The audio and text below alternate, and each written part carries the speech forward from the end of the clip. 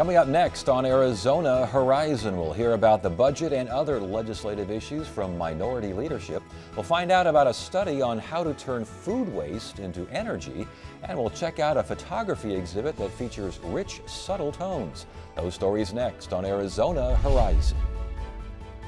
Arizona Horizon is made possible by contributions from the Friends of Eight, members of your Arizona PBS station. Thank you. Good evening and welcome to Arizona Horizon. I'm Ted Simons. The Arizona Supreme Court today refused to allow Maricopa County to retry Deborah Mielke for arranging the 1989 murder of her 4-year-old son.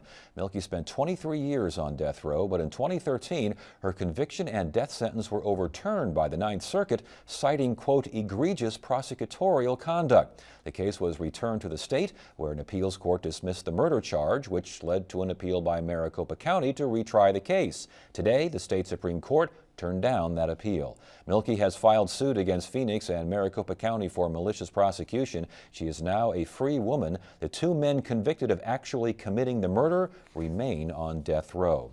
Well, state lawmakers continue to work on a variety of bills, this after dealing with a controversial budget that is still raising questions. Here to talk about what's left to be done at the Capitol and what they want to see done before lawmakers go home is Senate Minority Leader Katie Hobbs and House Minority Leader Eric Meyer. Good to see you both back here again. Thanks for having us. Let's start with the budget. We haven't had you here since the budget was passed. Your thoughts? Well, it's a bad budget. It takes Arizona in the wrong direction. The governor has said it's balanced, and it's not balanced when you shift those costs onto municipalities, hospitals, schools, and the poor. That's what this budget does. Impact Democrats had on this budget, if any? Well, one Democrat voted for the budget. Yes. How do you explain that? He traded for something for his district for it. I don't think it was a very good trade. Okay. And how does the caucus feel about it? Is he still with the caucus? He's still a member of the caucus. Okay.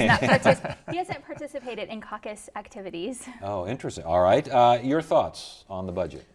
You know, we passed a budget in the dead of night that actually none of us had seen. We waived the rules so that we could pass it. It made cuts again to education, higher education, the community colleges, our hospitals, and providers across the state, and actually gave some more tax cuts as well as invested in our prisons. So in my mind, and I think a lot of voters' minds out there, because we've been getting a lot of emails and phone calls, they're not happy about it. And yet the governor says this is what I ran on, and more voters voted for him than the opposition. Couldn't have been much of a surprise. Well, he ran on supporting public education, and this budget doesn't reflect that, both at the university level and the K-12 level cuts. He's said that these are high levels of spending, but they're not. 2008 levels were higher for both our K-12 system and our universities, and now there's, I think, 55,000 more kids in the K-12 system, 23,000 more students in the university system. I think the governor also said that, though, if special interests aren't upset, then he's not doing his job with this particular budget. Sounds like a lot of folks, especially regarding education, none too pleased. Yeah, and what I've heard is not from special interests, but from constituents, not just in my district, but around the state, that are not pleased about this budget. And I don't think if we start referring to the voters of Arizona as special interests, I think there's a problem there. This budget was universally opposed. I've never seen so much opposition to a budget from every corner in every sector in the state. As far as suspending the rules, Senate President said this was no different than the Medicaid expansion protocol from a couple of years ago. Has he got a point? Sure.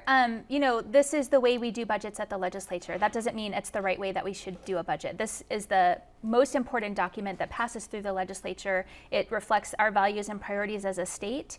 And when you have to cram it through in a really quick process so that you don't lose votes without any public input, very little opportunity for public to weigh in on the impacts it will have, with major policy decisions that affect a lot of people, that's not the way we should be doing it. Okay, but when the Senate President says, though, that this was done Medicaid, did you disagree with that process as well? Well, I think we worked with the tools we had available to us. And I think a big difference there is that Medicaid was something that had been vetted throughout since the governor announced it in her State of the State address, and had tons of public support behind.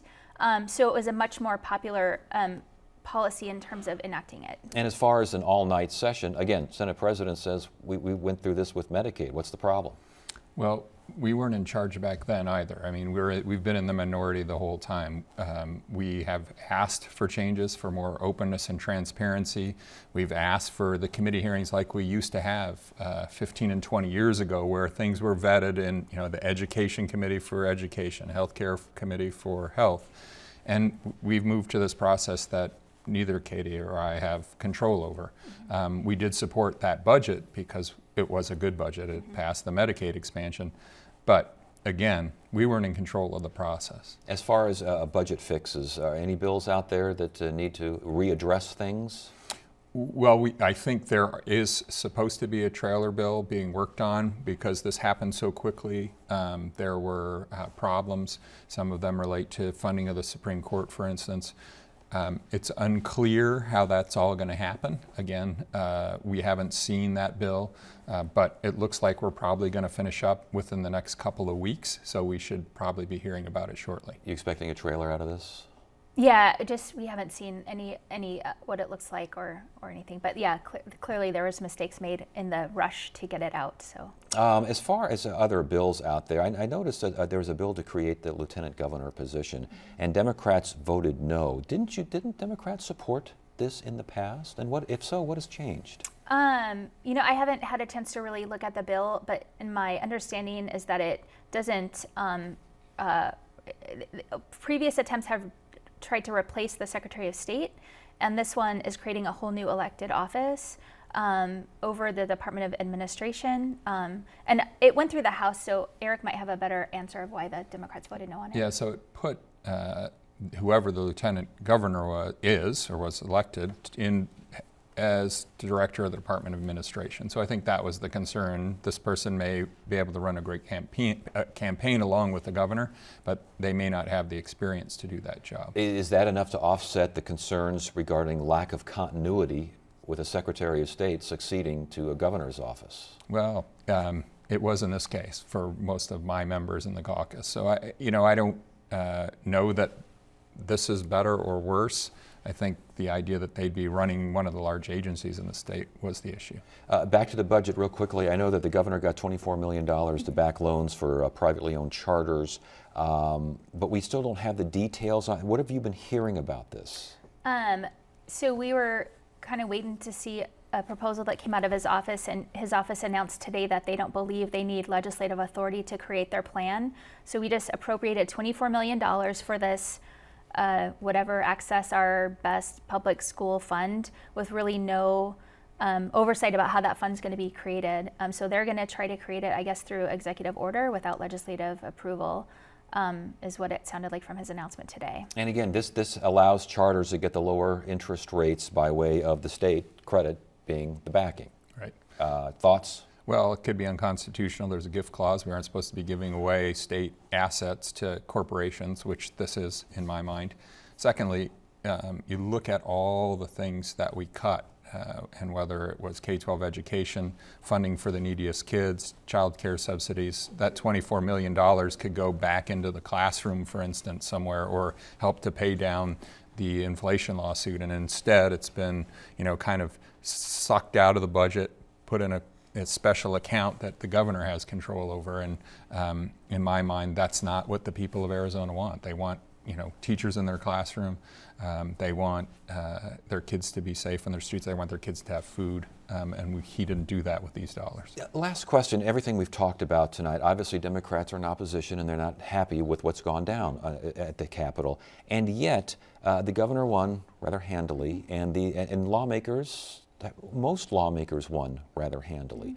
How do you explain the disconnect, if there is indeed a disconnect between voters and the legislature? Well, I think a lot of voters are seeing kind of now what the governor meant when he campaigned on balancing the budget, and that it would be painful.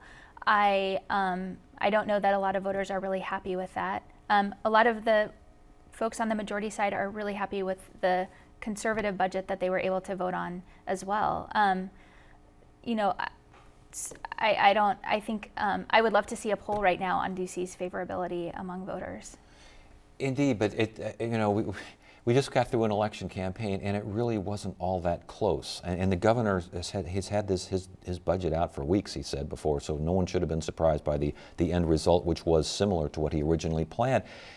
Is there a disconnect? Because a lot of folks saying, we sent these people in office to do just this. Yeah, I think in a sense that people need to understand that voting in the primary is important. Most of the districts across the state, probably 25 of the 30 districts, aren't competitive in the general election. And when they don't vote in the primary, you tend to get, and for both parties, legislators that are either lean more to the right or more to the left. So A, it's important to vote in the primary. Secondly, your vote matters. Voter turnout was incredibly low this time. And hopefully this will spur people to vote in 2016. There is opportunity to elect people that will vote to support education, our universities, and middle-class families. You just need to spend some time to figure out who that is. So I maybe a disconnect, but I think for me, in this now 7th year I've been down there, I think the engagement level now, the size of the protests, all those things that are going on is more than I've ever seen it. So we'll see. Maybe they gave the governor and the legislature the benefit of the doubt, and now they're questioning whether they were sold a bill of goods during the election cycle. All right, we should mention we will have the Senate President and the Speaker of the House on Thursday. Tonight, we thank you for joining us. Thank you. Thanks for having us.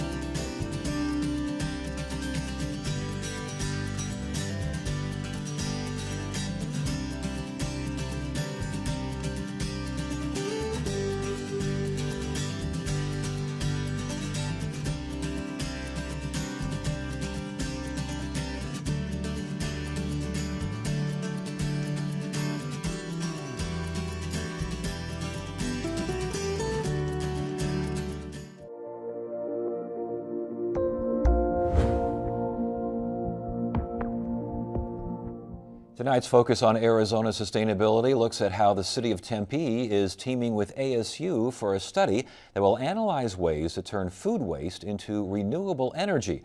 Joining us now is David McNeil, Tempe's Environmental Services Manager. Thank you so much for joining us tonight. Well, thanks for having me. Converting food waste to renewable energy. Explain, please.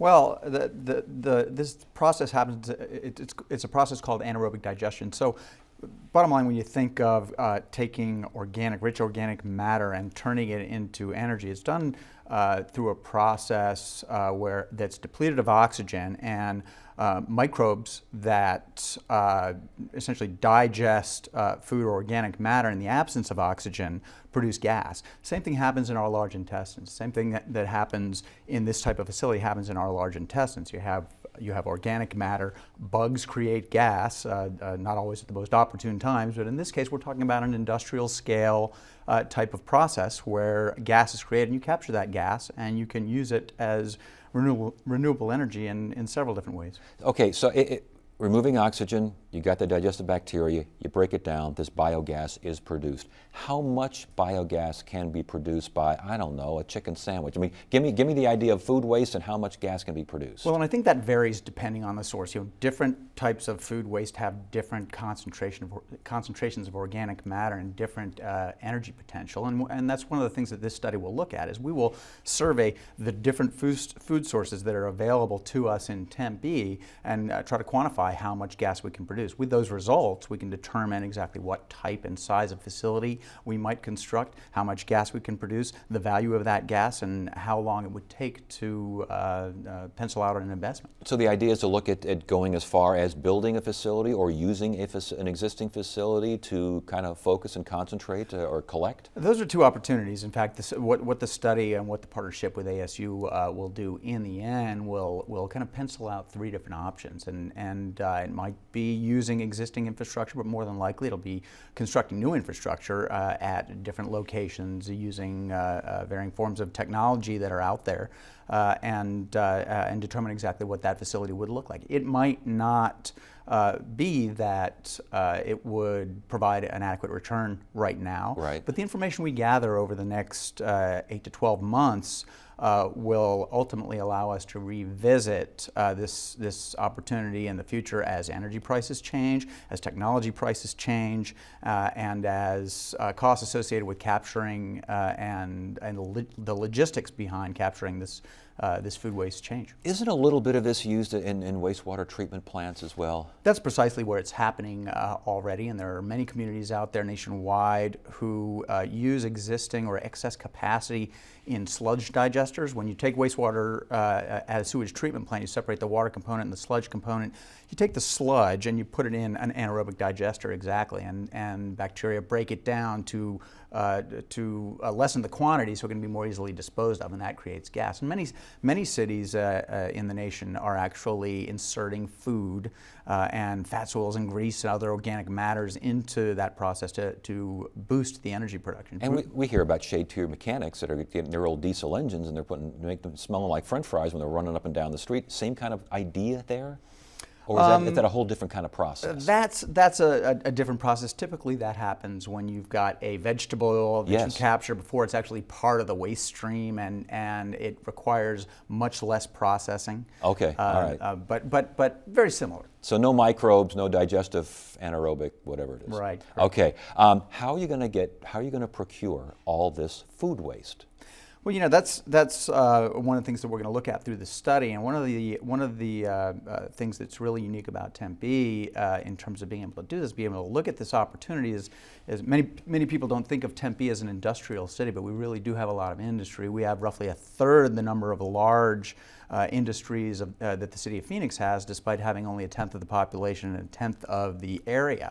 And among those industries that we have, roughly 1/4 of them have some sort of food component or food-based large industry. So we have a number of targeted businesses or areas where we can look for food waste, and what we intend to do over the next 8 months is not only quantify how much waste is out there, but analyze it through chemistry analysis, determine what the energy potential or energy content is, and also look at its securability from an institutional standpoint. In other words, can we get commitments from some of these food-based businesses to give us this waste over a 20-year period? If we build a facility, or if we get third-party investing in a facility, we need a commitment to have this waste stream coming into a facility for an extended period of time. What happens at the dairy area, the Coca-Cola bottling plant, some of these other places? What happens to that waste now?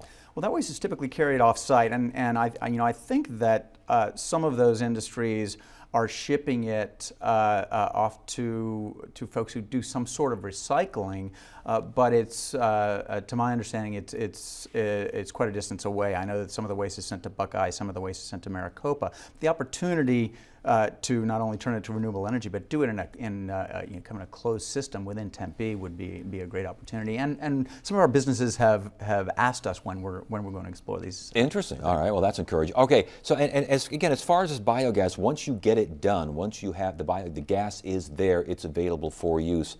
Available for use as what? Well, then that's another thing that the study will look at. I think that we believe that the lowest hanging fruit is compressed natural gas and using it on site. So if we can capture this gas and process it minimally and compress it and use it in things like regional transit vehicles or city vehicles that now run on compressed natural gas, that would be, we believe, more efficient and have a better return than doing things like generating into kilowatts or electricity or putting it on the regional gas pipeline. We believe that use in Tempe will ultimately prove to be a better, more efficient use than sending it elsewhere. That makes sense to me. Okay, timeline for this study. What do you got out there?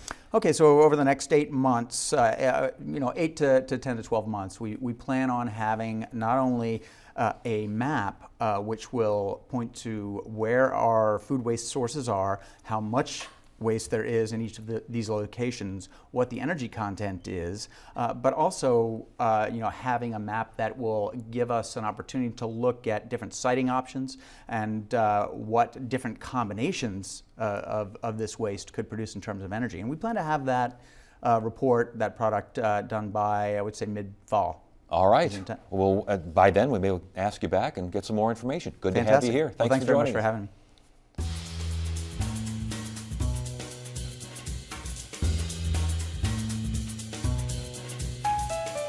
Tonight's edition of Arizona Art Beat looks at a very special form of photography. Gold is among the most popular precious metals in the world, but in the world of photography, another metal is even more treasured. Producer Christina Estes and photographer Kyle Mounts take us to the Phoenix Art Museum. The exhibition is called All That Glitters Is Not Gold, Platinum Photography from the Center for Creative Photography. It's a chronological collection that begins in the 19th century, when platinum printing was invented. And at the time, the kind of black and white photograph that was available tended to fade and to yellow. Curator Rebecca Semp says early platinum prints tended to be soft, almost like charcoal or pencil drawings, which made them popular for portraits. And one of the things we do in the exhibition is try and distinguish between a typical black and white photograph and these platinum prints. A regular black and white photograph is a gelatin silver photograph. And gelatin, just like the gelatin that comes out of your kitchen, and silver, like the metal, is what makes up the image area in a black and white photograph. In platinum photographs, the image area is made up of platinum. And so just like a platinum wedding band is a more luscious, precious thing than a silver wedding band, platinum photographs have a kind of lusciousness and preciousness that distinguishes them from gelatin silver photographs. As photography evolved in the early 20th century, a group known as the pictorialists emerged. And they were reacting to a real influx of amateur photographers. And so in order to help prove that photography could be an art form, they often imitated existing types of art. So painting, printmaking. They were trying to prove that the camera didn't have to be used like a machine and that photographs weren't just the product of this mechanistic device. Platinum's process is unique. Commercially prepared paper is unavailable, so the photographer must apply a special coating before laying down the negative. That process is called contact printing. And with contact printing, you need a big negative in order to get a big print. And so it requires a special sized camera. And so the whole process requires a kind of involvement and technical knowledge that many photographers don't have. As photographers moved towards modernism, Semp says they focused on simple compositions. Oftentimes they were very abstract. So we, for instance, have a Paul Strand picture that's of sheets hanging on a clothesline. But he wasn't really, it's not a picture about sheets on a clothesline. It's a picture that gives him a chance to show shades and shapes within the photograph. Platinum photography lost its appeal during the 1950s and early 60s, but that changed when a fashion photographer began experimenting with the process. Irving Penn made this beautiful still life that really exemplifies the values and the benefits of platinum printing because it includes a number of dark tones, these metal objects, and light tones, some bones. And platinum is really good at differentiating close tones, so you can see the subtle range of tones within the darks and within the lights. The final prints in this 85-piece collection are contemporary and diverse. They include highways, landscapes, architecture, and portraits. One of the advantages of this little group of prints is you can actually see the edges of the paper, and it allows you to see where the artist, Ray Mortensen, applied the platinum material right to the paper. You can actually see the brush strokes on the paper where this emulsion layer was applied. there's a desire to go back to a process like platinum printing and do these laborious steps because it involves you in the final photograph in a different way. It slows you down, it requires a kind of attention and detail and patience that some people want, especially in this age where everyone has a camera on their phone and where a lot of people are making digital prints. There's a real appeal of this slower, more deliberate, more crafted photograph. Just before the exhibit closes later this month, the museum will offer a workshop where people can create their own platinum prints. For more information, go to the Phoenix Art Museum website. Wednesday on Arizona Horizon, it's our weekly legislative update with the Arizona Capitol Times and hear from those opposed to Phoenix's 35-year transit plan. It's at 5:30 and 10 on the next Arizona Horizon. That's it for now. I'm Ted Simons. Thanks for joining us. You have a great evening.